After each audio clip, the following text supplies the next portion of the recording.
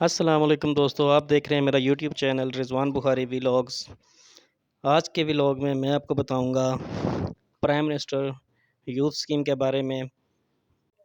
अक्सर लोग पूछते हैं कि क्या ये स्कीम अब भी ऑपरेशनल है, तो जनाब ये स्कीम अभी भी ऑपरेशनल है। इसका टीयर 1 क्लोज़ कर दिया गया है, जिसके अंदर 0% मार्कअप था।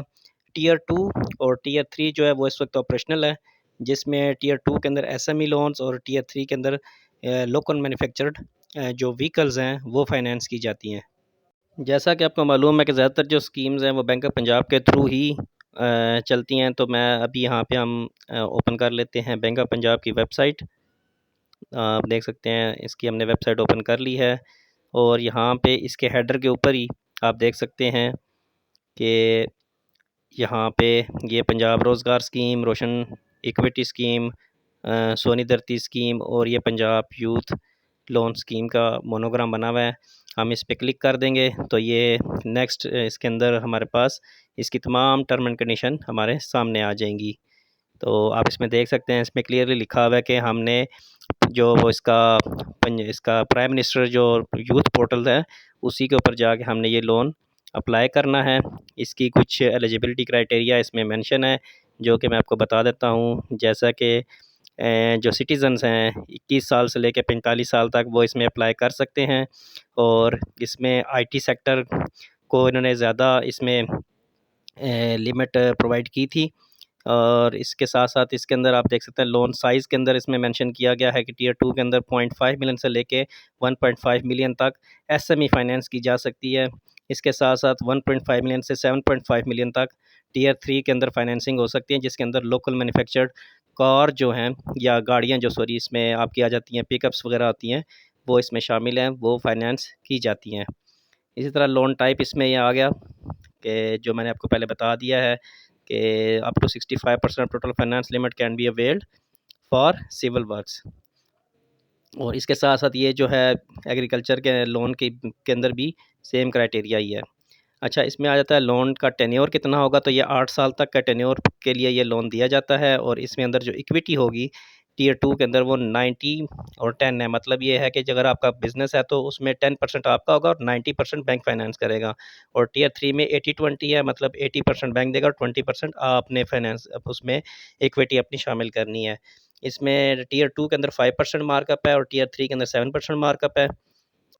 टियर 3 के अंदर बैंक आपसे गाड़ी की जो फाइनेंस अमाउंट है उसके अगेंस्ट आपसे कोलेटरल ले सकता है। और इसके साथ साथ इसकी जो मैक्सिमम फाइनेंस लिमिट है वो 7.5 मिलियन है। इससे ज़्यादा फाइनेंस नहीं किया जाएगा। और आपने जो अपनी एप्लीकेशन सबमिट करनी है वो ऑनलाइन जो पंजाब का प्राइम मिनिस्टर यूथ पोर्टल है उसी के ऊपर ही जाके अप्लाई करना है, जिसकी जो प्रोसेसिंग फ़ीस है वो 100 रुपीज़ है। ये जब अप्लाई करेंगे तो आपके पास एक एसएमएस आ जाएगा, जो आपने जो भी बैंक सेलेक्ट किया होगा उसके काउंटर पे जाके आप वो अपना सीएनएससी बताएंगे तो वो एक्सेप्ट कर लेंगे और आपसे 100 रुपये लेके आपको इसके अगेंस्ट वाउचर इशू कर देंगे। अब तो हम इसका पोर्टल ओपन कर लेते हैं। पोर्टल के ऊपर आप ये देख सकते हैं prime minister digital youth hub. इस पे तमाम प्रोग्राम्स की डिटेल्स आ रही हैं। ये आपके करंट प्राइम मिनिस्टर साहब, और ये आप इसको स्क्रॉल डाउन करते जाएं तो इसमें ये एजुकेशन, एम्प्लॉयमेंट, इंगेजमेंट, इन्वायरमेंट, और इसके साथ साथ इसको स्क्रॉल डाउन करते जाएंगे तो ये अब तक जितनी भी डिसबर्समेंट्स हो गई हैं उसकी डिटेल, और ये यहाँ पे prime minister youth business agriculture loan scheme है। इसके साथ ये अप्लाई नो का बटन है, इस पर क्लिक करेंगे और ये यहाँ पे इसकी एप्लीकेशन हमारे सामने ओपन हो जाएगी। ये देख सकते हैं यहाँ पे टीयर 1 में 0.5 तक 0% मार्कअप इसमें क्लियरली बताया गया है, लेकिन ये टीयर 1 इस वक्त क्लोज़ है, मैंने आपको जैसे कि पहले भी बता दिया है। और टीयर 2 के अंदर 0.5 से लेके 1.5 मिलियन तक 5% मार्कअप के ऊपर है। और टीयर 3 में इसी तरीके से अप टू 7.5 मिलियन 7% मार्कअप के ऊपर लोन प्रोवाइड किए जा रहे हैं। ये नीचे इसकी मज़ीद डिटेल्स आ रही हैं। यहाँ पे अप्लाई फॉर लोन पे क्लिक करेंगे तो ये हमारे पास एक ये पॉपअप जनरेट होगा, इसको क्लोज़ कर लेंगे। ये कुछ अनाउंसमेंट्स हैं। अच्छा, इस अनाउंसमेंट में क्लियरली लिखा हुआ है कि जिन लोगों ने पहले मरहले में अप्लाई कर लिया था ये लोन, ये अब जो नेक्स्ट फ़ेज़ है उसके अंदर वो उनकी ये जो एप्लीकेशन है उस पर कंसिड्रेशन नहीं होगी।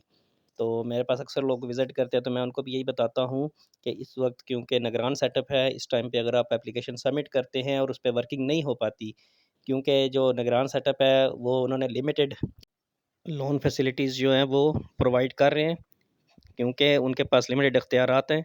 और जब तक हमारे पास प्रॉपर एक गवर्नमेंट इलेक्टेड गवर्नमेंट नहीं आती, तब तक मेरा मशवरा यही है कि अभी आप ये लोन अप्लाई ना करें। हाँ, अगर आपने सिर्फ गाड़ी के लिए अप्लाई करना है तो आप इस वक्त अप्लाई कर सकते हैं, क्योंकि इस वक्त वो रिज़र्व में गाड़ियाँ बैंक के पास मौजूद हैं, तो वो फाइनेंसिंग की जा रही है।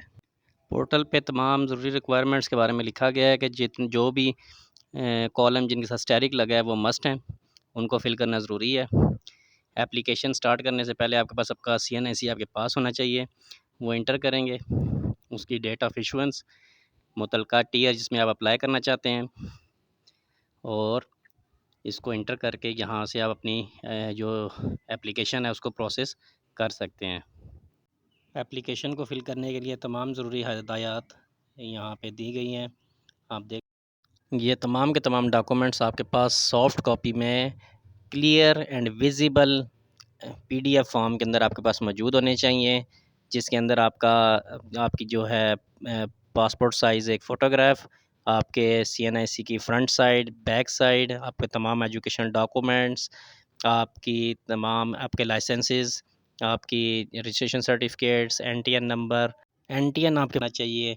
इसके साथ साथ आपके पास आपका जो बिज़नेस है उसका जो बिजली का बिल है उसकी कंज्यूमर आईडी, और आपकी जो रेजिडेंस है उसके जो इलेक्ट्रिसिटी बिल है उसके रेफरेंस नंबर आपके पास मौजूद होना चाहिए। इसके अलावा आपके पास 2 रेफरेंस उनके CNIC और उनके मोबाइल नंबर होने चाहिए। और इसके साथ साथ आपके पास जो कारोबार आप करने जा रहे हैं उसकी कंप्लीट प्री फिजिबिलिटी रिपोर्ट आपके पास होनी चाहिए। अगर आपका पहले से कारोबार है तो उसके तमाम फाइनेंशियल्स ऑडिटेड रिपोर्ट्स आपके पास होनी चाहिए। उसके साथ साथ आपके पास उसकी बैंक स्टेटमेंट 6 माह की और अकाउंट मेंटेनेंस सर्टिफिकेट वगैरह भी आपके पास होना चाहिए इन केस ऑफ कि आप पहले से बिज़नेस कर रहे हैं।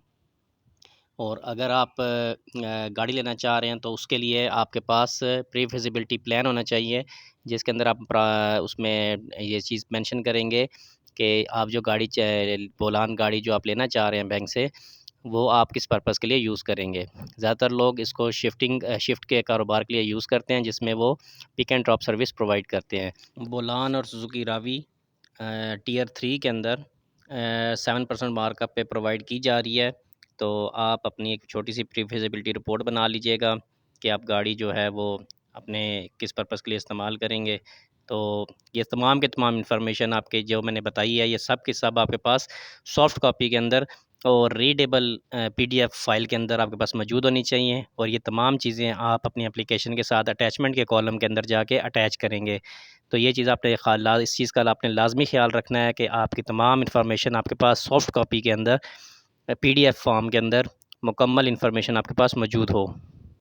ज़्यादातर लोग ये लोन अप्लाई करते हैं और कहते हैं जी हमारी एप्लीकेशन पे काम नहीं हुआ, तो उसकी रीज़न यही होती है कि वो जस्ट उसकी कॉलम की फिलिंग करके उसको सबमिट कर देते हैं और उसके साथ किसी भी किस्म का कोई डॉक्यूमेंट, अपना कोई ID प्रूफ वगैरह अटैच नहीं करते। तो इस चीज़ का आपने लाजमी ख्याल रखना है कि जो चीज़ आपको बताई गई है, इन तमाम चीज़ों की सॉफ्ट कॉपी के अंदर जो आपने अटैचमेंट आपने अपनी एप्लीकेशन के साथ लाजमी लगानी है, तो तभी आपकी एप्लीकेशन के ऊपर काम किया जाएगा। उम्मीद करता हूँ आज का व्लॉग आपको पसंद आया होगा। मज़ीद इन्फॉर्मेटिव वीडियोस के लिए मेरे चैनल को सब्सक्राइब कर लीजिएगा, बेल आइकन को दबा दीजिएगा ताकि मेरी मज़ीद आने वाली इन्फॉर्मेटिव वीडियोस का नोटिफिकेशन आपको मिलता रहे। तो अपनी दुआओं में याद रखिएगा। अल्लाह हाफ़िज़।